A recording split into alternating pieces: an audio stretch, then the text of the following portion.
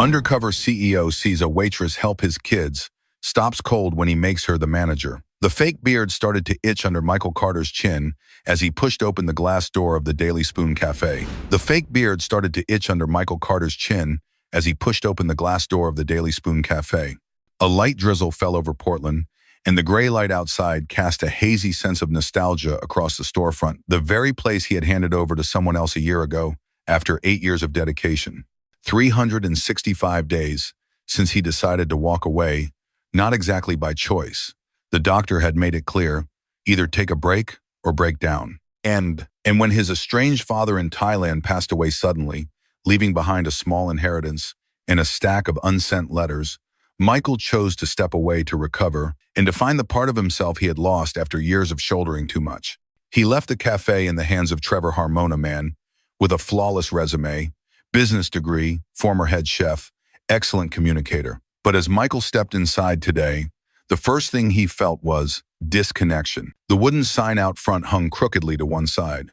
The fresh herb baskets that once lined the entrance had been replaced with dusty plastic plants. And worse, the signature aroma of five-spice chicken broth, the very scent that had made Daily Spoon famous, was now overwhelmed by the sharp smell of processed soup powder and old cooking oil. "Hello, just one today?" A young hostess he didn't recognize smiled and handed him a menu, laminated. Michael nodded, his voice low and somber. "I'd like to sit by the window, to observe." He chose his usual corner Seata spot that allowed him to watch both the kitchen and the cashier's counter. Everything seemed to function as normal. Plenty of customers, fast-moving staff, bright smiles still flashed. But if you looked closely, very closely, Michael could see the cracks.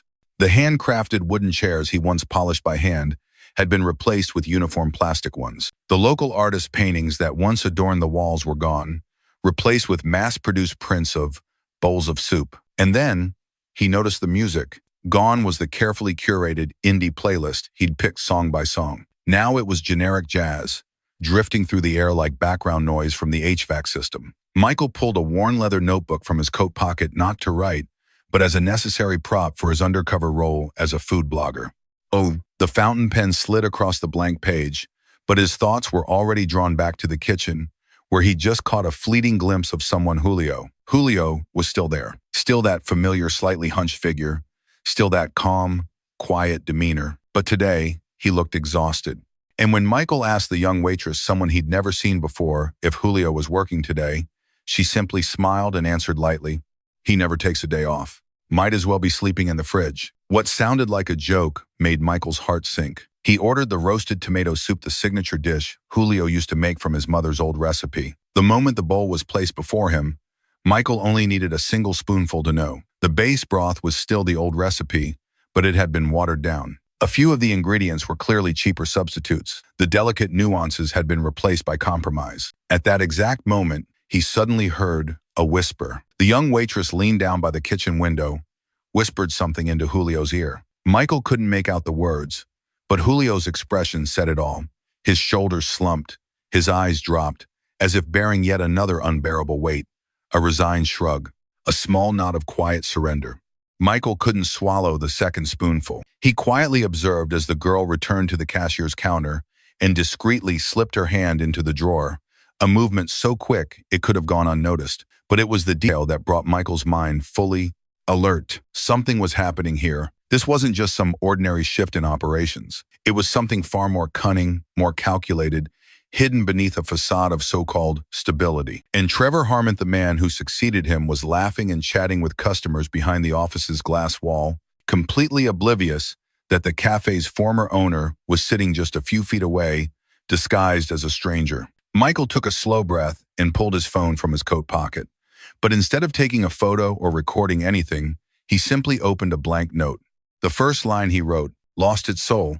Someone sold it without asking me." And when Michael Carter sat quietly in the corner of the cafe, his coffee cooling in front of him, untouched. Through the fogged-up kitchen window, he watched Julio's every move, a diligent old head chef he once called a friend, a mentor, even, at times, family. Julio was no longer the vibrant man he used to be. That figure now looked smaller amidst the familiar kitchen, his shoulders hunched under not just the weight of age, but a mountain of invisible burdens. Those once masterful hands that stirred fragrant soups with such skill now moved slowly, his eyes seemingly lost in the very kitchen where he had once ruled the culinary craft. Michael clenched the pen in his hand. He was no longer someone easily swayed by emotion, but this scene made his heart unbearably heavy. Just then, Amber, the young waitress Michael had noticed when he entered, glided past, her eyes colder than the forced smile she wore. She wasn't like the employees Michael had once hired. Every gesture she made seemed meticulously calculated. Every smile carried a hidden agenda. Michael straightened up as he saw her move smoothly toward the kitchen, subtly slipping past the pass-through window and whispering something into Julio's ear. The moment lasted only seconds, but Julio's reaction left Michael stunned. The old man hung his head low, shoulders drooping, his hands trembling ever so slightly, as if he just endured an invisible blow. And then, he simply nodded, a nod of helpless resignation. Michael immediately leaned slightly to the side, his hand quietly adjusting the decorative mirror on the column nearby, perfectly angling it to reflect the cashier's counter. Just a few minutes later, he saw Amber standing by the counter, bending slightly as if to check the cash drawer. But with a lightning-fast move, her left hand discreetly pushed something into the gap behind the dry goods shelf, a spot few people would ever think to look. And then, the moment Michael could never have expected hit him like a freezing gust of wind. Through the mirror, he clearly saw Amber's lips moving as she whispered to a young, nervous employee stacking trays nearby. Though the distance was far, every word struck Michael's ears, as if amplified by the sheer shock pounding in his chest. Pin the missing money on Julio. He can barely speak English. He won't fight back. The silver spoon in Michael's hand slipped, clattering loudly against the porcelain plate in a sharp, jarring sound that shattered the silence surrounding him. He could barely breathe. His palms went cold, his knuckles white from gripping the leather notebook too tightly. Every word Amber had spoken echoed like knives tearing through the fog of uncertainty that had clouded this place. This wasn't just about cost-cutting or poor management. This was a calculated schemia, deliberate plot to frame and remove a man who had devoted his entire life to this cafe. Michael swallowed hard, his throat tight. He knew without intervention, a quick, quiet meeting would be all it took to condemn Julio, to strip him not only of his job but of the very dignity he had poured his heart and soul into preserving. And now, Michael Carter, the founder, the man who once proudly left this place believing in the next generation, was compelled to return. But not with grand speeches or dry reports. He would return in a role he'd never imagined himself playing before a silent observer, working quietly to pull back every curtain hiding the truth. And this time, he swore that no one, not Trevor Harmon, nor any other opportunist, would ever again tarnish the honor of good, decent people like Julio. Rain began to fall lightly against the window pane, droplets streaking down the fogged glass like smudged traces of time that Michael Carter could no longer ignore. That night, he didn't return to his rented apartment. Instead, wrapped in his dark coat and hood pulled low, Michael lingered in the narrow alley beside the cafe, his eyes locked firmly on the slightly ajar back door of the Daily Spoon Cafe. 3:47 a.m. A faint sound echoed through the darkness. Dim yellow light spilled from the crack of a door as the familiar silhouette of Amber slipped by, moving quickly toward the kitchen. And then, not long after, Trevor Harmon appeared wearing a loose jacket, his tie hanging slack, the remnants of strong liquor still etched on his face. Michael held his breath, watching from the shadows. Trevor reached into his coat pocket and pulled out a small cloth bag, quietly tucking it into the cabinet beneath the spice rack right at Julio's workstation. Michael didn't need to guess what was inside. Cash. The trap had been set. Outside, the rain began to fall heavier, and within Michael, a storm of anger swirled to life. But he knew an emotional outburst now would only help their scheme succeed flawlessly. And then, at that exact moment, a small voice rose behind him. You saw everything too, didn't you? Michael turned around. Under the flickering glow of a broken streetlight, the frightened face of young Danny, the busboy, came into view. His thin hands clenched a rag tightly, his voice trembling. They're going to hurt Mr. Julio. I know it. I heard everything, but I'm too scared to say anything. Michael looked straight into the boy's eyes. He could clearly see innocence, helplessness, and a long-suppressed sense of integrity all shining through. Danny, Michael lowered his voice, warm and steady. Listen to me. If you have the courage to stand on the side of what's right, I promise no one will be able to lay a hand on you or Julio. Danny hesitated, lips pressed tightly together. But then, after a long moment, He nodded. And it wasn't a reluctant nod, it was the moment courage finally awakened. Right then and there, the plan for a counterattack began to take shape. Michael quietly started gathering evidence. He slipped into the manager's office, the very room that had once been his space for creation, now filled with forged paperwork and a safe hiding dirty money. Under the weak light of his phone, he carefully photographed every falsified ledger. Asterisk, inventories were short, but the books recorded them as fully stocked. Asterisk, employee hours were cut, but payroll reports showed full wages. Asterisk, income and expenses didn't match, cash was disappearing deliberately. In the corner of the cabinet, he found another familiar cloth bag, hastily shoved aside, heavy with its incriminating contents. Michael sighed deeply. There was now more than enough evidence to convict them. But he didn't stop there. With Danny's help, they set up a reverse trap. The small, quick-witted busboy would play the role of informant, cleverly capturing critical moments using an old phone Michael had secretly equipped with recording software. The next morning, 7 a.m., an emergency meeting at the cafe. Trevor and Amber stood at the center of the room, their faces filled with smug triumph. In front of all the employees, they publicly pulled out a cloth bag stuffed with cash from under the spice rack. Trevor declared coldly, "We deeply regret having to do this, but the evidence is clear. Julio, you've betrayed everyone's trust here." Julio stood frozen, his face pale, his hands clutching his old apron until it wrinkled tightly. And just at that moment, Danny stepped forward. He stood tall in the center of the room, no longer looking afraid. "I have something. Everyone needs to see this."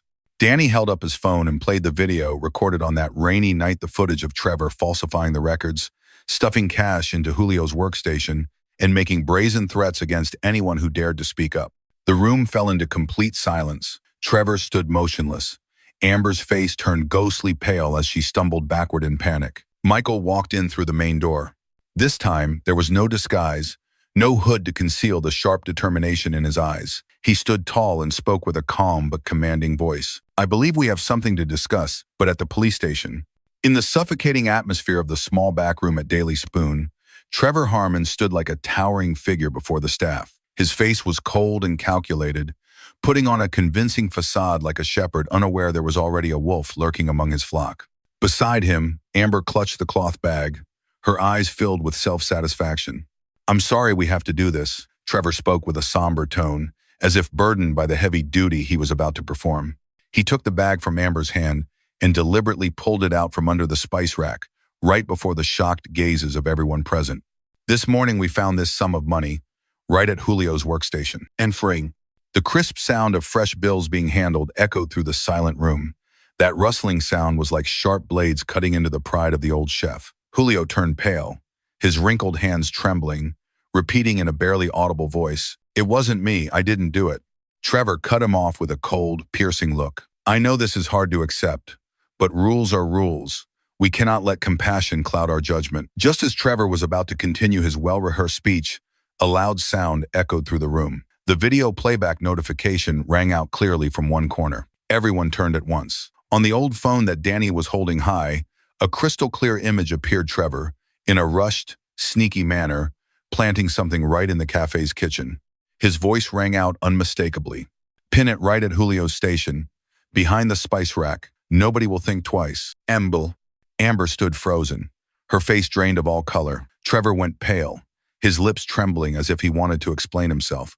But now every word was meaningless. At that very moment, the door swung open. Michael Carter walked in, shedding his disguise completely. No longer the silent tourist, he stood there as who he truly was. Michael Carter, the founder, the very soul of Daily Spoon. The atmosphere in the room turned ice cold. Every eye locked onto him.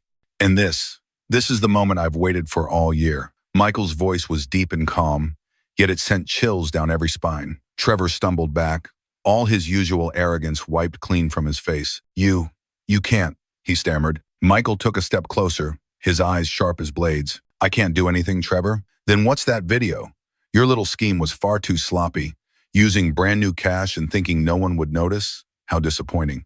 You've underestimated both the intelligence and the loyalty of the people here." Danny quietly stepped toward Julio, gently placing a hand on the old chef's trembling shoulder. He looked up at Michael, as if searching for reassurance. Michael gave a faint, knowing smile, then turned back to Trevor. "Shall I keep going? Talk about the falsified books, The wages you skimmed from the very people standing here? Or perhaps he pulled out his phone and pressed a shortcut key. Instantly, a second video began playing, this time showing Trevor counting cash, forging invoices, and mocking the very employees he was betraying. Outside the door, the sound of police sirens grew louder. Trevor looked like a trapped animal, startled and frantic, his eyes darting wildly for an escape. But Michael was already blocking the exit, and behind him stood the cafe's longtime patron, old and young alike, bearing witness to every second of this moment. 2 police officers entered, the flashing red and blue lights from outside casting eerie shadows across the pale faces of Trevor and Amber.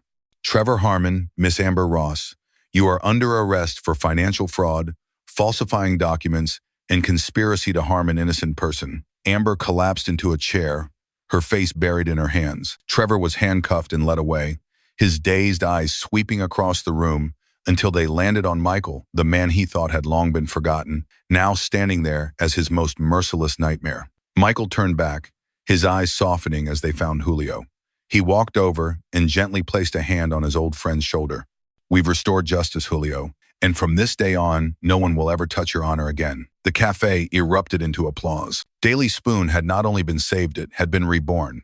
7 a.m. The small back room of Daily Spoon Cafe was packed with employees.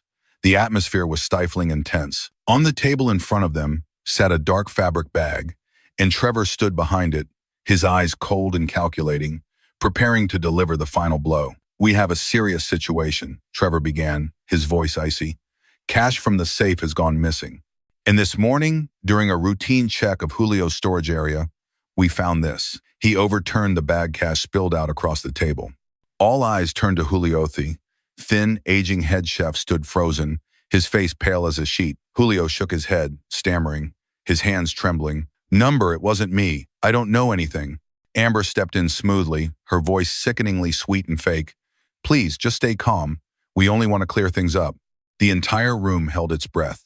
And then clear and loud the ringtone of Danny's old phone broke the silence. Every head turned toward the glowing phone screen. A video was already playing. Trevor, in his private office, scribbling furiously in the accounting books, counting cash from the safe, and stuffing it into his jacket pocket. Then came his unmistakable voice. Pin the missing money on Julio. He can barely speak English. He won't fight back. The room fell completely still. What the hell are you doing? Trevor shouted, his face flushed red as he lunged toward the phone. But Danny was faster. He pulled the phone back and stood up straight, his eyes no longer filled with fear. Enough, Trevor. Everyone deserves to be treated fairly, even Uncle Julio. The meeting room door burst open. Michael Carterno, longer wearing a fake beard or dark glasses, stood tall in a simple but sharp suit. His stance was solid, his gaze as sharp as a blade. Apologies for the interruption, he said calmly. I'm Michael Carter, CEO of the Daily Spoon chain, and the man who built this place from nothing. The room went dead silent. Trevor was speechless. Amber stood frozen, as if struck by lightning. Michael walked toward the table, pulling a receipt from the stack of papers in his pocket. This is the original ledger before he doctored it. And this, he said, holding up the phone, is video evidence of him accepting undeclared cash. This is proof of the accounting fraud in his attempts to frame someone else. A waiter raised his hand. We were forced to sign statements saying Julio made mistakes, or our shifts would be cut. Another chimed in. Amber kept our tips. She called it a sharing fee, but I'm pretty sure she kept all of it for herself. Michael nodded slightly, his expression softening as he turned to Julio. We owe you an apology, not just for letting this happen, but for making you suffer through it alone. The cafe doors swung open. 2 police officers stepped inside, having arrived after receiving the evidence Danny had sent. I'm Captain Parks, Portland Police Department, one officer announced. We've received reports of fraud, embezzlement, and the deliberate framing of an innocent man. Amber frantically turned to Trevor, whispering, we have to get out of here, now. Oh, but Trevor had no chance. One employee stepped in front of him, then another. No one was afraid anymore. No one remained silent. The police moved forward and cuffed them both. Trevor struggled, his eyes wide with panic. You're all going to regret this. I saved this place. Michael stood firm, his eyes cold and unwavering. No, Trevor, you only saved your own interests. This place, it was built on trust, dignity, and compassion. And today, we're taking it back. A greeting. Trevor and Amber were escorted out of the cafe under the eyes of every employee, not with anger, but with quiet relief. Michael turned back to face everyone, his voice calm and deliberate. From this moment on, Daily Spoon will return to its original values. No more traps, no one left behind, and no one will ever again have to bow their head before cruelty masquerading as efficiency. The early sunlight streamed through the windows, flooding the room. Julio lifted his head, his eyes glistening with tears. One by one, people stood and began to applaud. Not for Michael, not for the arrests, but for the truth that had finally been restored. 3 days after the incident, golden morning light poured through the Daily Spoon Cafe, a sight that had been missing for the past year, clouded by the dark days under Trevor Harmon and Amber. Though the cafe was officially closed for a short break, the lights were on, and every employee and longtime loyal customer was present. Michael Carter, no longer a hidden figure, but a 50-year-old man with a weathered, resolute face and a heart full of regret, stood before them all, his hands gripping the old microphone once used during acoustic nights. He drew a deep breath, his eyes steady as they met the expectant gazes in front of him. There are mistakes that money can't fix, only courage can face them. And today, I stand here to admit my own. The murmurs in the crowd died instantly. Michael's voice softened, every word weighted with emotion. I let pride and exhaustion cloud my responsibility. I walked away from this place without making sure the people I trusted were truly worthy of it.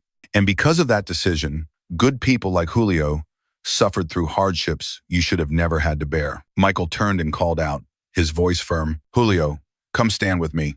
Julio stepped forward slowly. Though small in stature, his eyes shone brighter than they ever had before. Michael reached into his pocket, carefully pulling out a folder. His voice caught for a brief second before rising, carrying across the entire cafe. "I hereby present to you, Julio Mendez, 2% official ownership of Daily Spoon. This is not just a reward, but a public acknowledgement of everything you sacrificed and preserved when I wasn't here.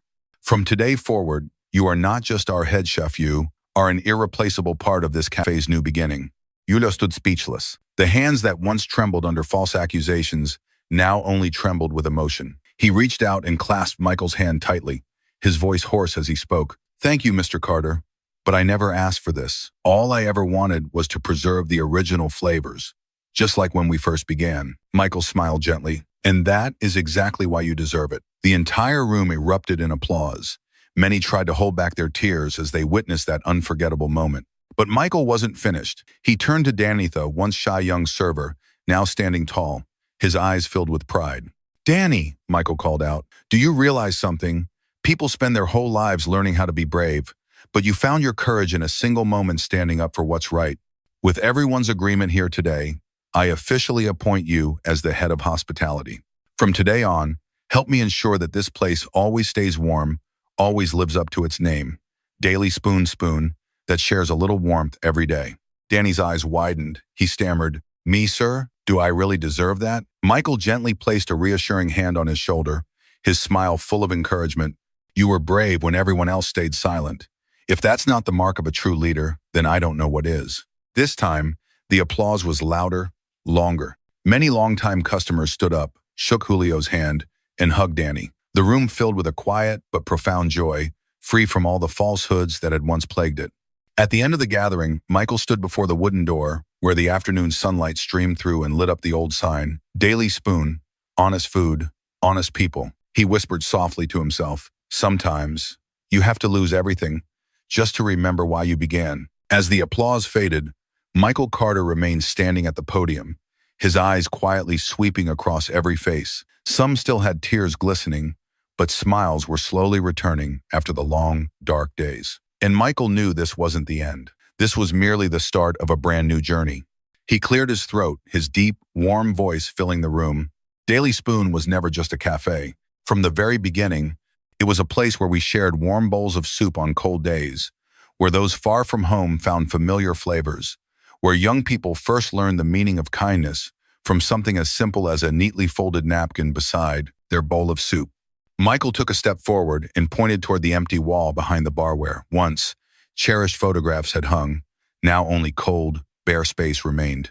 "I don't just want to bring back those photos. I want to revive the memories, the emotions, and the pride of everyone who has ever stood beneath this roof. And this time, you, the ones who endured, the ones who stood strong, you will write the next chapter of Daily Spoon with me." The atmosphere began to heat up. Michael opened a second folder this time. It was the Golden Spoon Revival Plan. "Next Monday," he announced clearly, Daily Spoon will temporarily close for 3 days to renovate. We will bring back the old tables, the paintings once created by local artists, and, most importantly, the old handmade bread oven Julio used to create his legendary sourdough loaves that will return right here to this kitchen. Julio, the quiet man who had never stood in the spotlight, suddenly chuckled, his eyes warm and gentle. He spoke softly, but his voice echoed across the room. If we're baking bread again, I'd like to choose the ingredients myself, just like in the old days. Michael turned to him, his smile full of deep understanding. Not just the ingredients, Julio. From now on, you'll have a voice in every decision made in this kitchen.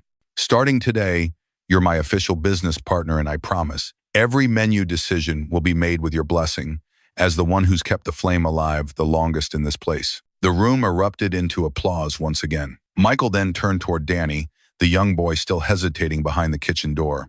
"Danny, come here," he called. The entire room held its breath as Danny stepped forward.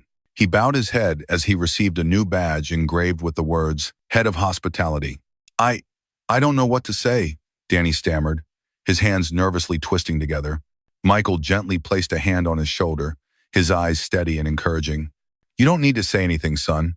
Just keep doing what you so bravely did that fateful morning, stand up for what's right, even when no one else dares. That's what makes a true leader." This time, the applause wasn't just encouragement, it was a heartfelt acknowledgement. And then, just when it seemed everything had drawn to a close, Martha Sullivanthi Cafe's most loyal customer stood up, her hands trembling as she held an old, floral handkerchief. "Michael," she choked up, "do you know why I've kept coming back here all these years?" Michael bowed his head slightly, waiting for her answer. "It's not just the soup," she said, her eyes glistening with tears. "It's because every time I walked through that door, I felt like I was coming home. I found a genuine smile, an attentive, listening heart. And I ask you to promise me, from this day forward, never let Daily Spoon lose that most precious thing again." Michael squeezed her hand tightly, his voice rising like a vow. "I promise, Miss Martha, from this day forward, whether it rains or shines, whether I'm here or far away, Daily Spoon will always be a place anyone can walk into and call home." Applause echoed like the final symphony of that day.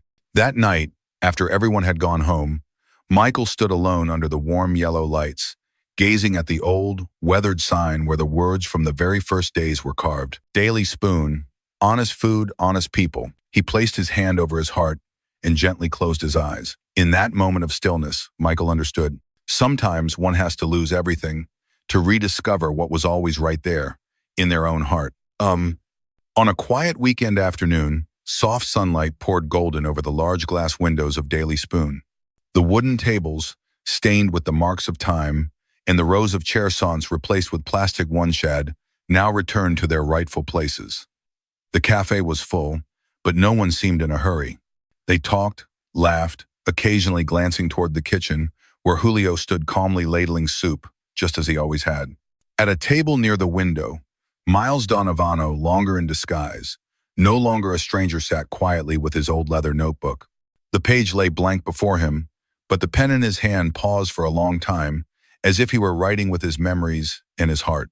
There was nothing particularly special about the air in the cafe that afternoon, but it was precisely that nothing special that Miles once lost. And now, he had found it again. A young journalist stepped inside, shyly asking for an interview. She had just graduated from journalism school and had heard about the story of the hidden owner returning to expose a conspiracy. She wanted to dig deeper into the behind-the-scenes story, to uncover lessons in leadership. Miles simply smiled and pointed toward Julio, who was explaining the art of tasting soup to a new staff member. "You should start with him," Miles said. "As for me, I don't have a grand story to tell. I'm just a man who once forgot the most important thing." "What is it?" she asked. Miles looked directly into her eyes, his voice light as a breeze, yet as deep as an engraved truth. "People. There is no formula that can replace people. There is no profit great enough to trade away integrity. And no business will ever truly be sustainable if its foundation isn't built on honor." Some people believe that the success of a restaurant comes from the recipes, the prime location, or sharp business strategies. But after everything that's happened, Miles learned a deeper truth. Some legacies are never built alone, and the strongest foundation is loyalty and trust. That same afternoon, Miles stood up and walked toward the door. He wasn't leaving, just stepping out onto the porch to breathe in the fresh air. On the signboard, a new line had been added beneath the cafe's name: Daily Spoon, honest food, honest people. A regular customer approached, holding a crispy baguette in his hand. "You're not planning on leaving again, are you, Miles?"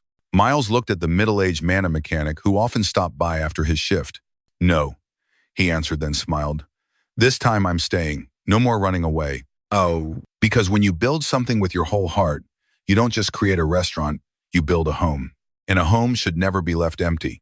That afternoon, the sunset poured over Daily Spoon like a golden glaze on an old painting. Outside the window, the drizzle had just stopped. Droplets sparkled on the glass pane, quietly blurring the image of guests gathered inside. The cafe had a strange kind of quietness that day, a warm, peaceful quiet, where every laugh and conversation seemed to flow gently without overpowering the space. Miles Donovan stood silently by the window, watching the people passing by and his own reflection in the misted glass. He no longer recognized the hollow-eyed man who once walked away. Now, his hands, though still calloused from the years spent toiling in the kitchen, felt warmer than ever before. Behind him, Julio stood at the open kitchen, a towel draped over his shoulder, smiling gently as he taught a young apprentice how to lower a slice of bread into the soup without breaking the broth's delicate structure.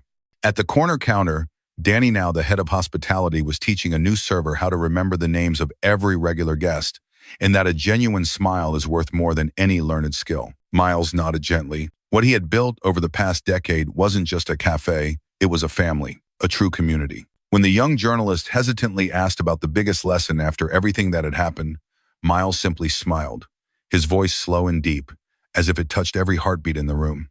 Doing business isn't just about making a profit, it's about planting the seeds of trust, and those seeds can only grow in the soil of honesty and honor. We got caught up in quick success formulas, in chasing short-term profits, and forgot the simplest truth. Customers may forget a dish, but they'll never forget how they felt when they sat at a humble table like this. He glanced toward Julio, who was kindly offering Mrs. Sullivan, a longtime regular, another bowl of soup. His aged but steady hands moved gracefully, and his eyes sparkled with pride. "Some legacies aren't built alone," Miles softly repeated, as if reminding himself, "and the strongest foundation is loyalty and trust." That afternoon, Daily Spoon hosted a family meal, a special dinner that would become a new tradition on the last day of every month.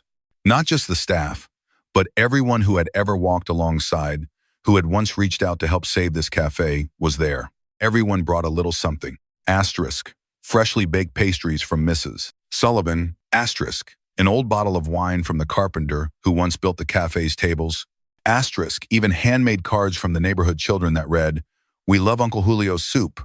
As the final glass was raised, Miles stood up. No notes, no grand speech, just one simple sentence. "Thank you for never leaving this place, even when I once did.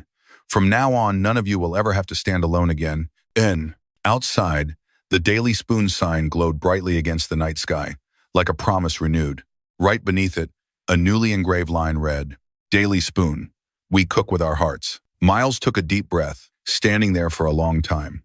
In his heart, at last, he had found his way home. And you know, sometimes the greatest thing isn't getting a fresh start, it's finally knowing where you truly belong.